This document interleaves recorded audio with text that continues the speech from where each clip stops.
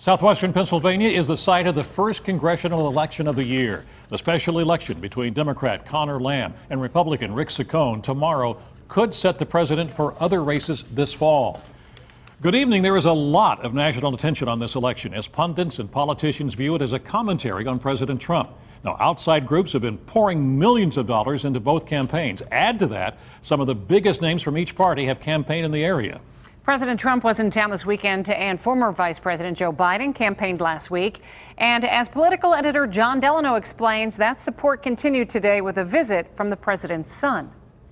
With some polls showing Democrat Conor Lamb with a slight lead, Lamb held no public events on his last campaign day and scheduled no media availability. That brought this retort from Republican Rick Saccone. He's Conor the chameleon. He knows that he can't dodge it anymore. He's been on one side of the issue and on another side of the issue, but we've outed him on most of those issues. And so he has nowhere to go, nowhere to hide. Saccone was very public today, staging a tour of Saris's Candies in Canonsburg with Donald Trump Jr. Lamb's last public event was Sunday in Waynesburg with members of the United Mine Workers. This is a time in our country where many of our most important promises seem to be up for grabs. It's not just the miners. It's all of organized labor. It's the pensions of many of our labor unions. And it's also things like Social Security and Medicare that apply to every American. In Canonsburg, Trump Jr. urged his father's supporters in the 18th District to vote for Saccone on Tuesday. Are you worried that Republicans aren't going to turn out to vote tomorrow? You know, listen, I guess we'll see. I think they don't realize right now what's at stake, that all of the things that they've been winning, all of the things like tax reform, all of that can go away. It can go away. That's all the other side wants to do. At Lamb headquarters, volunteers were on the phones calling their supporters to make sure they vote too.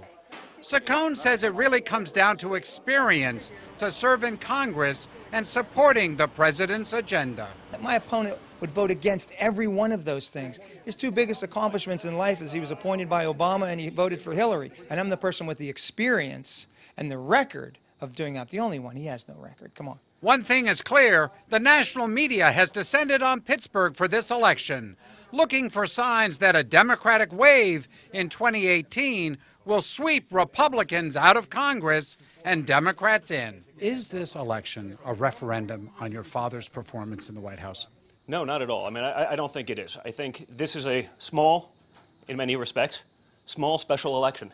Okay, that's my biggest point, is that our guys have to even realize that this stuff is going on. Okay, this isn't on the forefront of everyone's minds, but they have to realize it because they have to realize that anyone going in there, they're going to do what all the other Democrats have done. Well, Trump Jr. may not think this is a referendum on his father, but many others do. And it's the passion of the anti-Trump voter to send a message that has boosted Lamb into a slight lead in a district no Democrat has carried in years. Again, I did reach out to Lamb multiple times in multiple ways today, but his campaign says he preferred to focus on door-to-door campaigning with no public or media events. Stacey?